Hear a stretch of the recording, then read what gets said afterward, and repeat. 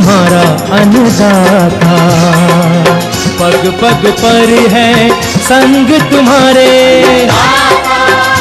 अन्नदाता। लहू किसानों का बन के पसीना सींचता है धरती का सीना। मेहनत का तेरी हक दिलवाने, नई तकनीक नई खोज बताने। पशुधन को गुणवान बनाना, पौध सुरक्षा को सिखलाना, खेती के सब गुर समझाने, भारत का सरताज बनाने। आठों पहर है संग तुम्हारे अन्नदाता अन्नदाता। नमस्कार, मैं हूं रीनू। आप सभी दर्शकों का अन्नदाता कार्यक्रम में स्वागत करती हूं। हमारे देश का किसान जन का पोषक है, वह श्रम का देवता है, अन्नदाता है। उसमें ही भारत की आत्मा निवास करती है। ऐसे ही किसानों की प्रगति के लिए हम खेती बाड़ी से जुड़ी हुई बहुत सी नई लाभकारी जानकारियां हर रोज सुबह लेकर आते हैं। तो चलिए कार्यक्रम शुरू करने से पहले देखते हैं आज क्या है अन्नदाता में। अमरूद की बागवानी करके कमाए अधिक आमदनी।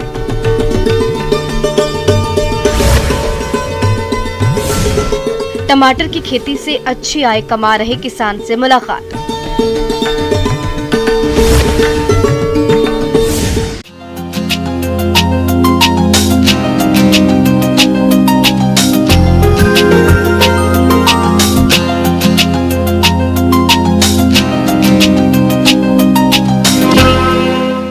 अमरूद काफी लोकप्रिय फल है और इसके लिए बाग लगाने का सही समय चल रहा है। अगर आप भी अमरूद के नए बाग लगाने की तैयारी कर रहे हैं तो इसकी कौन कौन सी किस्मों की चयन करें और पौधे रोपाई करते समय किन किन बातों पर खास ध्यान रखें, इस बारे में जानकारी के लिए मिलते हैं कृषि महाविद्यालय जंग बसौदा जिला विदिशा के सहायक प्रोफेसर डॉक्टर आराधना कुमारी से।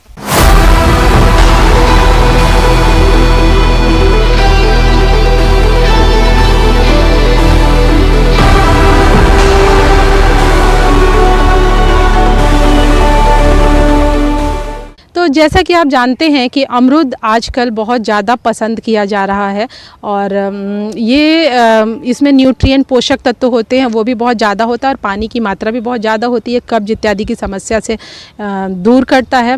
इसमें पेक्टिन बहुत ज़्यादा पाया जाता है जिसके कारण जेली बनाने में इसका बहुत ज़्यादा प्रयोग होता है। उसके अलावा टेबल फ्रूट के रूप में बिवरेज पेय पदार्थ बनाने में भी इसका इस्तेमाल किया जाता है। इसके इतने सारे फ़ायदे हैं कि इसे गरीबों का सेब भी कहा जाता है क्योंकि ये सस्ते दामों में मिलता है सेब की तुलना में।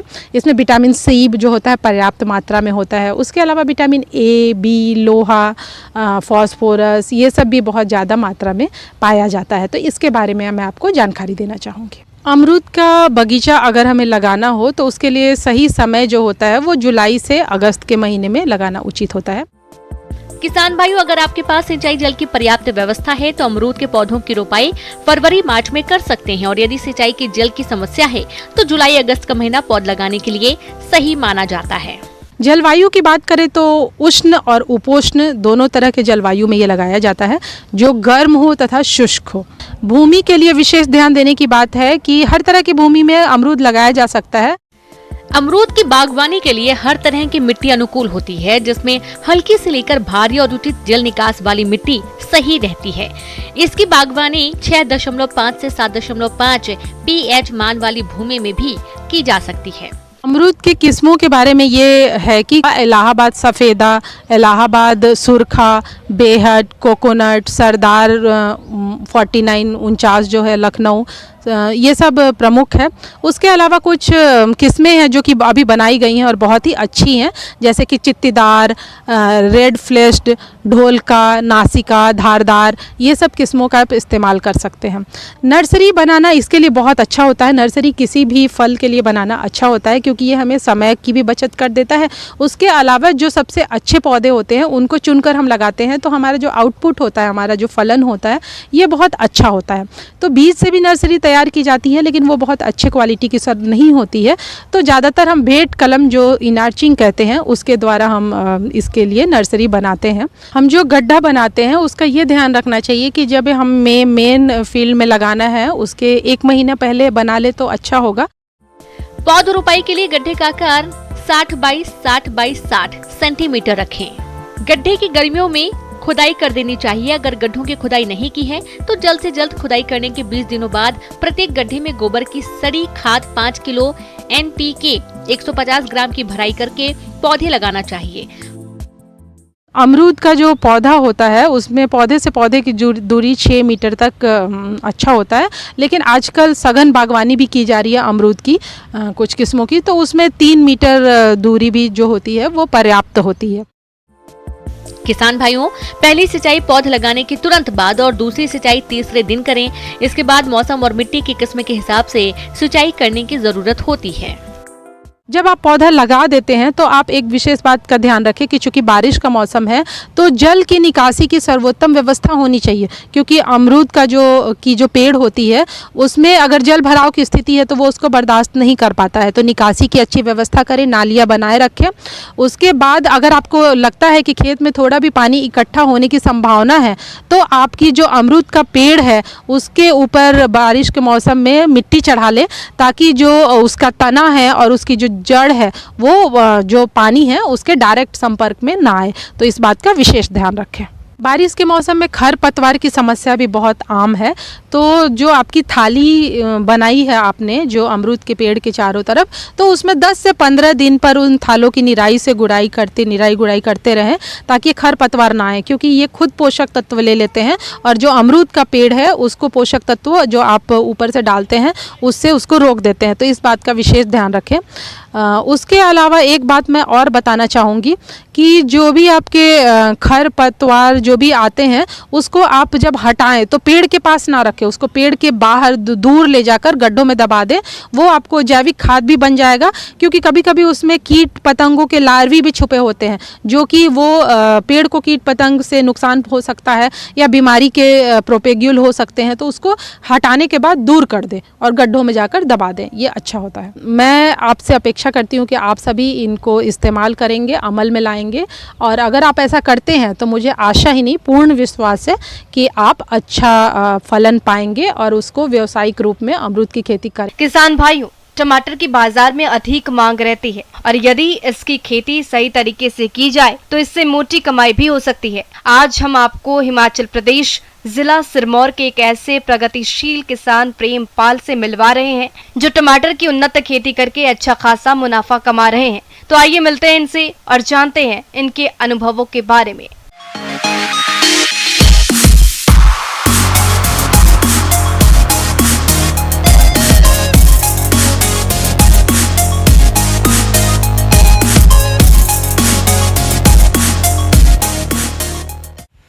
मैंने टमाटर की फसल लगाई है, सीड लगाया है 13-405, ये मार्च के महीने में लगाई है।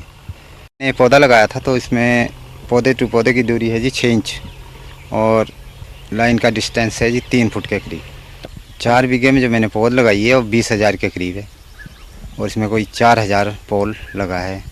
उसके बाद इसमें सुतली सेबा बांधा जाता है जो पौधा खड़ा रहे। जहाँ तक सिंचाई की बात है तो मैंने हमारे कूल का भी इंतज़ाम है और मैंने पंप लगाया है, उससे हम इस पौधे को सिंचाई करते हैं। सिंचाई इसमें एक हफ्ते बाद सिंचाई करनी पड़ती है और इसकी गुड़ाई वगैरह की है। पहले महीने में इसकी गुड़ाई और खादें डाली है इसमें, जैसे 15-15 है, जिंक डाला है, पोटाश कोई 50 किलो के लगभग खादें डाली है और इसमें हर 10 दिन के बाद स्प्रे होती है। जैसे फंगीसाइड है, साफ ले लो आप, डायथेन है और कीटनाशक वगैरह माइट के लिए। बाकी हमारे वाइट फ्लाई की ज़्यादा प्रॉब्लम है तो उसके लिए मैंने येलो कार्ड लगाए हैं खेत में। इसमें जो भी वाइट फ्लाई आएगी इसमें पीला कलर देखकर इस पर बैठेगी और इसमें चिपक जाएगी। किसान भाइयों, इन किसान भाई की टमाटर की फसल में जब रस सूचक कीटों का प्रकोप अधिक देखने में आता है, तब यह इमिडाक्लोप्रिड दवा की 1 मिलीलीटर मात्रा को प्रति 3 लीटर पानी में घोलकर फसल पर छिड़काव करते हैं, जिससे इनकी फसल रस चूसक कीटों से बचकर बढ़वार अच्छी करे। हमारा अभी 6-7 उड़ान दे चुके हैं, कोई 200 क्रेट के लगभग मैं भेज चुका हूँ और बहुत अच्छे दाम मिल रहे हैं हमें। 1200-1300 रुपये क्रेट बिक रहा है और 20-25 उड़ान और निकलेंगे, मतलब 400-500 क्रेट मेरे निकलेगी। इसमें हमारा खर्चा लगभग 40-50 हज़ार के करीब आएगा, जिसमें 2 स्प्रे है, फिर झंबा है, फिर सेबा लगता है जिसमें, फिर यहाँ से मंडी भेजना है, खादे है। इसमें लगभग 40 से 50 हज़ार रुपया खर्चा आता है। अगर रेट यही रहता है तो हमारी 4-5 लाख रुपए हम इसमें बचा पाएंगे। किसान भाइयों, यदि इन किसान भाई की कुल आय व्यय की बात करें तो ये अपने 4 बीघा प्रक्षेत्र पर लगी टमाटर की फसल की अभी तक 7 तुड़ाइयां कर चुके हैं, जिससे ये कुल 60 कुंतल उपज ले चुके हैं। और जहां तक कुल उपज की बात है तो इनकी फसल को देखकर औसतन 195 कुंतल तक कुल उपज मिलने की संभावना है। किसान भाइयों, टमाटर के बाजार भाव में उतार चढ़ाव बना रहता है। इस तरह इन्हें औसतन 32 रुपए प्रति किलो के हिसाब से बाजार भाव मिल रहा है, जिस कारण इन्हें 195 कुंतल उपज से लगभग 6,24,000 रुपए की कुल आमदनी होने की संभावना है। और जहां तक लागत खर्च की बात है तो पौधे तैयारी, खेत की तैयारी, खाद उर्वरक, स्टेकिंग, फसल सुरक्षा उपाय, तुड़ाइयां और परिवहन इत्यादि को मिलाकर कुल खर्चा 1,70,000 रुपए तक आ जाएगा। इस तरह इन्हें 4 बीघा प्रक्षेत्र से 4,54,000 रुपए का कुल शुद्ध मुनाफा होने की संभावना है। किसान भाइयों, अपने राज्य के कई क्षेत्रों में पानी की बहुत समस्या है। ऐसे में किसानों को खेती करने के लिए काफी तरह की समस्याओं का सामना करना पड़ता है। यदि किसान फसलों की बुआई भी कर देते हैं तो बिना पानी के फसलें नष्ट हो जाती है। तो आप कम पानी में कैसे लें फसलों से अधिक पैदावार, इसके लिए देखिए हमारी ये खास रिपोर्ट।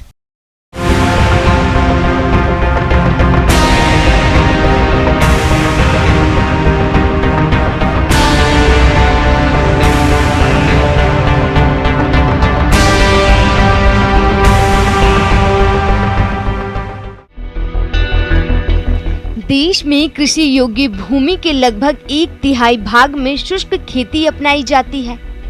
शुष्क तथा कम वर्षा वाले क्षेत्रों में जहां वर्ष भर औसत वार्षिक वर्षा 60 सेंटीमीटर से भी कम होती है, वहां पर फसल की वृद्धि के लिए पर्याप्त मात्रा में पानी नहीं मिल पाता है। शुष्क खेती की जाती है। शुष्क खेती की एक प्रणाली है जिसके अंतर्गत आर्थिक दृष्टि से फसलों से सामान्य उपज के लिए भूमि में नमी संचित की जाती है, जहां पर कम तथा असमय वर्षा होती है। अर्थात शुष्क क्षेत्रों में नमी की अनुपलब्धता में की जाने वाली आधुनिक तथा वैज्ञानिक खेती शुष्क खेती कहलाती है। शुष्क खेती के कारण कम वर्षा और वर्षा का असमान वितरण, फसलों के उगाने के दौरान लंबे समय तक वर्षा न होना, मानसून का देर से आना तथा जल्द वापस जाना, मृदा की नमी ग्रहण करने की क्षमता में कमी, मृदा की उर्वरकता कम हो जाना मुख्य कारण है।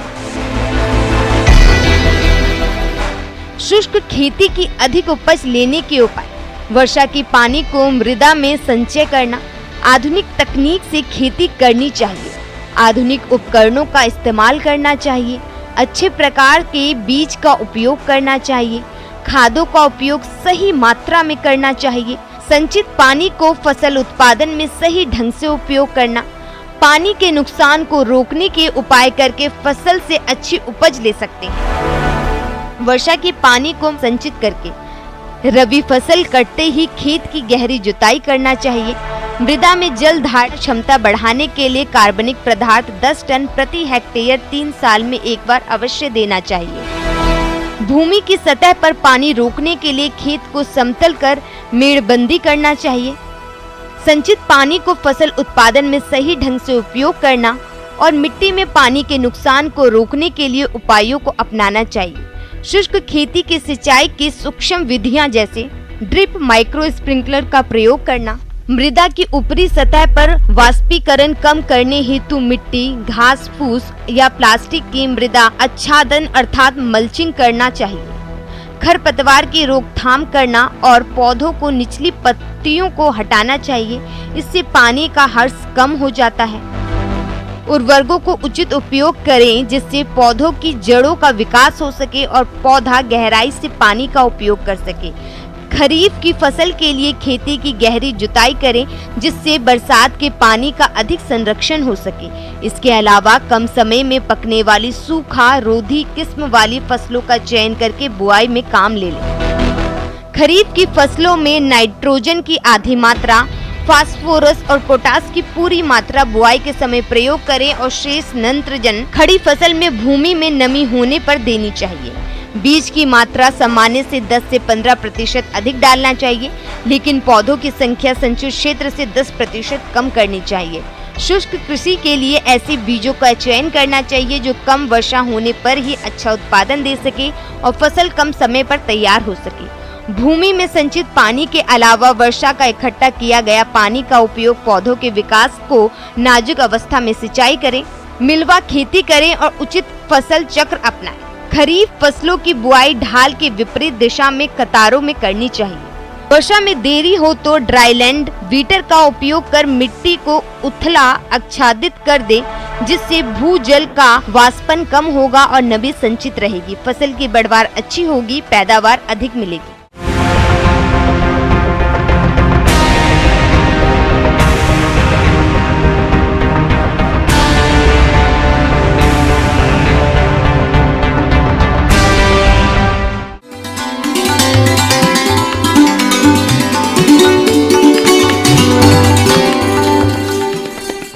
आइए जानते हैं अन्नदाता निःशुल्क फोन के माध्यम से पूछे गए समस्याओं का समाधान।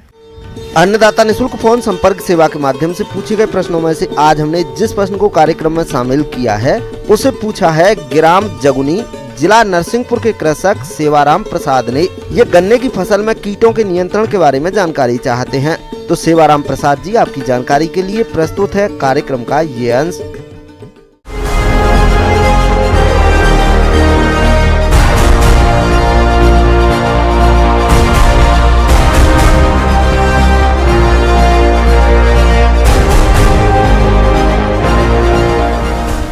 गन्ने की दो तरह की फसल खेत में खड़ी है।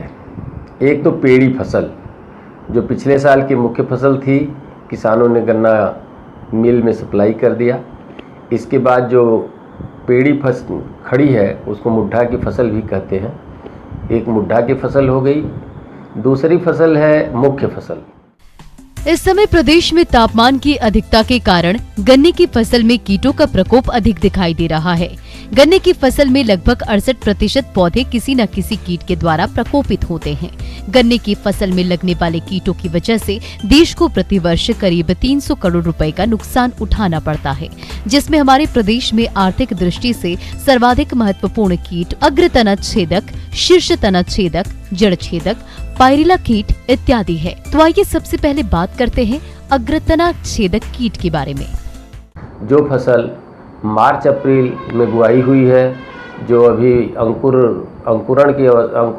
फुटाव की अवस्था में है, उनमें कंसुआ, जिसको अर्ली सूट बोरर अगाध प्ररोह छिद्रक के नाम से जाना जाता है, इसका भी प्रकोप पाया जा रहा है।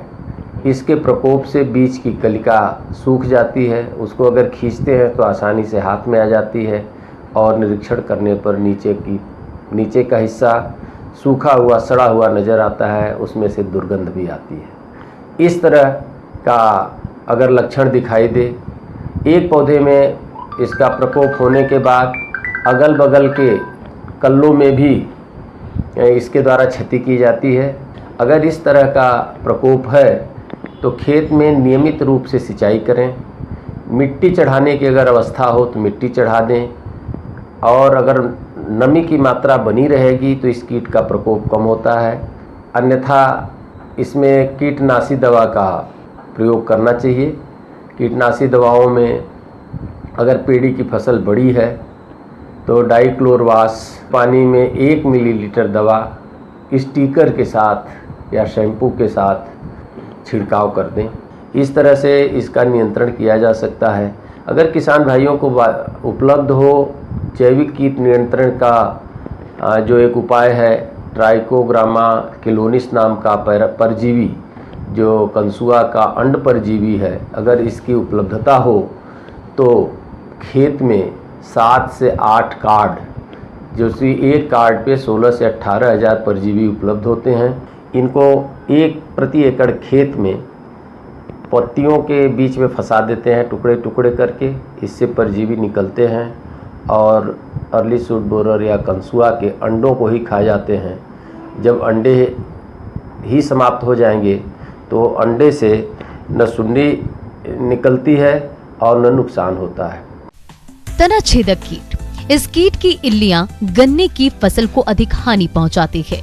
इस कीट का प्रकोप वर्षा ऋतु में ही होता है।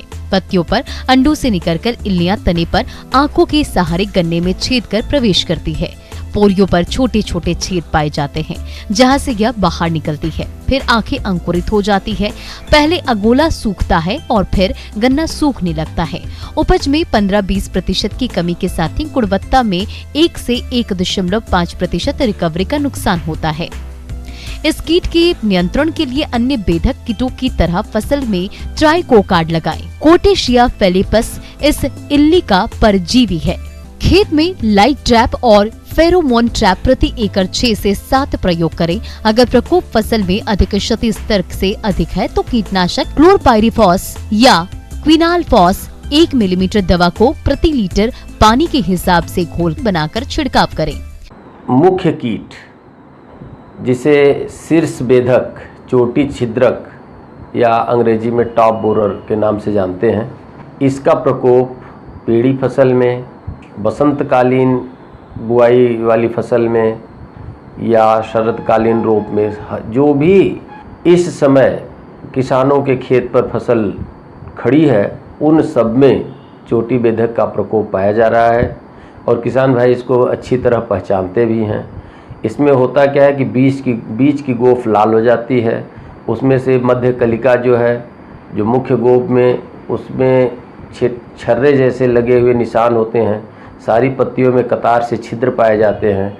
अगर उनको खींचा जाए तो आसानी से निकलते नहीं हैं। तो उसमें छोटी सुंडी जो काले रंग की होती है, जैसे ही उसकी बढ़वार होती है पीले क्रीम कलर की होती है, उपस्थित होती है।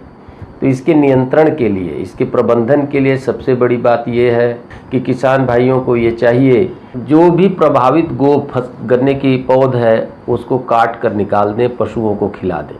इसके बाद खेत में नमी की मात्रा बहुत ज़्यादा न हो, नत्रजनीय खादों का प्रयोग कम करें। अंत में इस कीट के नियंत्रण के लिए और एक बहुत ही प्रभावशाली कीटनाशी बाज़ार में उपलब्ध है, जिसे हम क्लोरेंट्रा नीलीप्रोल 18.5% तरल कीटनाशी, इसकी 150 मिलीलीटर मात्रा किसान भाइयों को गन्ने की जड़ों पे, जिसको कहते हैं कॉलर ड्रेंचिंग, इस समय 15 से 20 टंकी पानी में 150 मिलीलीटर दवा स्टिकर के रूप के शैम्पू का प्रयोग कर सकते हैं। लेकिन इसका प्रभावकारी नियंत्रण के लिए किसान भाइयों को चाहिए कि अगर सूखे खेत में दवा डालते हैं तो खेत में हल्की सिंचाई करें, पानी को पौधे की जड़ तक रोक के रखें। बहुत गहरी सिंचाई नहीं करते, नहीं तो दवा जड़ क्षेत्र से नीचे चली जाती है और काम नहीं करती। या किसान भाई कर सकते हैं कि खेत में सिंचाई करें, सिंचाई के बाद जब बत्तर आ जाए, पैर टिकने लायक हो जाए खेत, उस समय जड़ों पर दवा का क्लोरेंट्रा नीलीप्रोल का प्रयोग करें। गन्ने का फुदका कीट, जिसको पायरिल्ला कीट भी कहा जाता है, इस कीट को इसकी नुकीली चोंच के कारण आसानी से पहचाना जा सकता है। इस कीट के अंडे पत्तियों की निचली सतह पर झुंड में सफेद रोमों से ढके रहते हैं। कीट से ग्रसित फसल की पत्तियां पीली पड़ने लगती है। क्योंकि इस कीट के शिशु और वयस्क रस चूस लेते हैं। रस चूसते समय यह कीट पत्तियों पर एक लसलसा पदार्थ भी छोड़ता है, जिससे पत्तियों पर काली फफूंद जैसा दिखाई देने लगता है। पौधों में प्रकाश संश्लेषण की क्रिया में बाधित होने लगती है और इसके नियंत्रण के लिए इमिडाक्लोप्रिड 1 मिलीमीटर दवा को 3 लीटर पानी के हिसाब से घोल बनाकर फसल पर 10 दिन के अंतराल पर छिड़काव करने से कीट पर नियंत्रण पाया जा सकता है। किसान भाइयों, कृषि संबंधित समस्या और सुझावों के लिए आप हमें इस पते पर संपर्क कर सकते हैं। प्रोड्यूसर अन्नदाता news 18 Madhya Pradesh Chhattisgarh, Ramoji film city Hyderabad 501512। साथ ही आप हमें ईमेल भी कर सकते हैं। हमारा ईमेल है p18annadatamp@nw18.com। इसके अतिरिक्त आप हमें निःशुल्क हेल्पलाइन नंबर 1800889216 पर सोमवार से शनिवार सुबह 10 बजे से शाम 4 बजे के बीच संपर्क कर सकते हैं। अब समय हो रहा है आपसे विदा लेने का। कल फिर मुलाकात होगी कृषि से जुड़ी महत्वपूर्ण जानकारियों के साथ। नमस्कार।